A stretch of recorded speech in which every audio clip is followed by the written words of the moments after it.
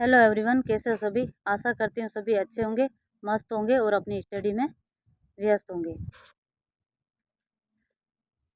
तो बहुत सारे दिवाली आ रही है तो बहुत सारे सोच रहे होंगे कि दीपावली के बाद ही पढ़ाई करेंगे।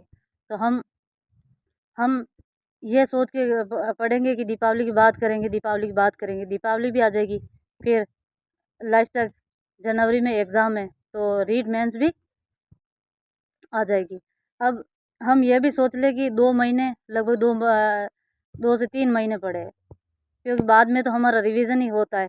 तो 2 महीने हम सेल्फ स्टडी करेंगे, फिर वापस रिवीजन करेंगे। तो लगभग 3 महीने में भी कुछ नहीं हो पाता है। हम अगर यही सोच के तैयारी करेंगे कि 3 महीने में क्या होगा, तो ये कोई मतलब नहीं है। क्योंकि ऐसे सोच के हम तैयारी करेंगे कि 3 महीने हैं और 3 महीने में हमारी तैयारी नहीं हो पाती है, तो हमारा सिलेक्शन नहीं होगा, तो हम तैयारी नहीं करेंगे। तो अगर यही तैयारी ऐसे ही करोगे तो हमेशा आता रहेगा एग्ज़ाम और जाता रहेगा। इसीलिए अभी यहीं से, आज से, अभी से यहीं से प्रण लेके मैं तैयारी करूँगा। भले ही मेरा सिलेक्शन होगा नहीं होगा वो बात की बात है, लेकिन एक अच्छी सोच बना के हमें तैयारी करनी है। क्योंकि अभी तो कुछ नहीं, लेकिन 2026 के एंड में ज़रूर एक नई रीट मेंस आएगी और उसके उसको लगभग कम से कम अभी से तैयारी करेंगे तो 1 साल की समथिंग हमारे पास टाइम है। तो हम अगर इसमें तो ये देख के तैयारी करें कि होगा नहीं होगा वो बात की बात है, लेकिन हमें पेपर का पैटर्न वगैरह सब पता चल जाएगा। फिर लगभग 1 साल मिल जाएगा तो 1 साल में हमारा रिवीजन और 6 महीने में हमारा यानी सिलेबस हो जाएगा और 6 महीने में हम अच्छे से रिवीजन 3 बार रिवीजन कर सकते हैं। तो उस अभी आशा नहीं है तो अगली रीड मेंस में ज़रूर आशा बन जाएगी, ज़रूर हम उस लेवल तक जा सकते हैं। और ऐसे सोच के बैठ जाओगे कि अभी सिलेक्शन नहीं होगा तो बस कुछ नहीं, यानी ये एग्ज़ाम निकलने के बाद सही से तैयारी करेंगे, ऐसा कोई मतलब नहीं है। अगर हमें तैयारी करनी है तो अभी से सोचना पड़ेगा, क्योंकि अ, हर बच्चा तैयारी कर रहा है और कंपटीशन भी बहुत है। तो ऐसे नहीं कि हमने अभी से सोच लिया कि कुछ नहीं बाद में करेंगे, तो ऐसा नहीं होगा, क्योंकि बाद में ही रहता है।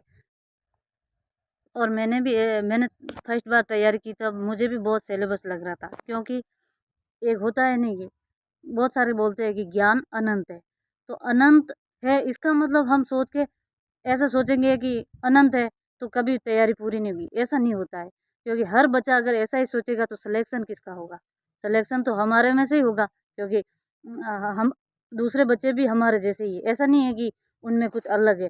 हाँ, ना, ये 100% में से 1% बच्चे होते हैं जो वो हमारे से बहुत प्रतिभाशाली होते हैं, बहुत इंटेलिजेंट होते हैं, तो उनका सिलेक्शन तो हो जाएगा। लेकिन और भी तो सीटें बची रहती है, ऐसा तो है नहीं कि सारी सीटें सारी सीटों में वही बच्चे आएंगे, ऐसा नहीं होता है।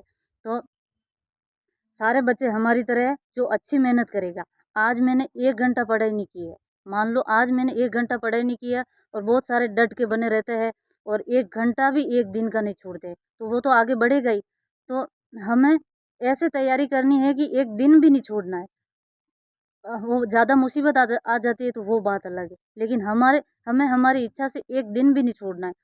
जैसे-जैसे हम तैयारी करते रहेंगे और हमारा सिलेबस क्लियर होता रहेगा। जैसे कि हम एक बार रिवीज़न करते हैं, एक बार सिलेबस पूरा करते हैं, तो हमें ऐसा लगता है कि पूरा रिवीज़न कर दिया और हम मेरे क्वेश्चन सॉल्व नहीं हो रहे, ऐसी बात नहीं है। हम दूसरी बार करेंगे तो जो भी कमी रहेगी है वो कमी हमारी पूरी हुई है। तीसरी बार करेंगे तो और भी जो भी कमी रहेगी है वो पूरी होगी। जैसे-जैसे हम रिवीज़न करते हैं वैसा ही हमारा सिलेबस क्लियर होता जाता है।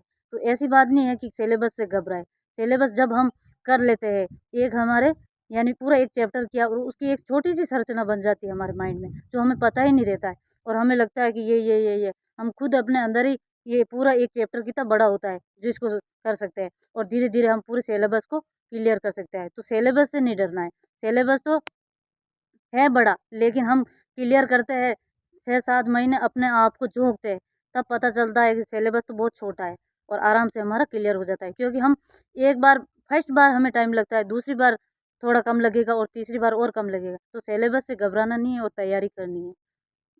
ठीक है, आज के लिए इतना ही, बाय बाय।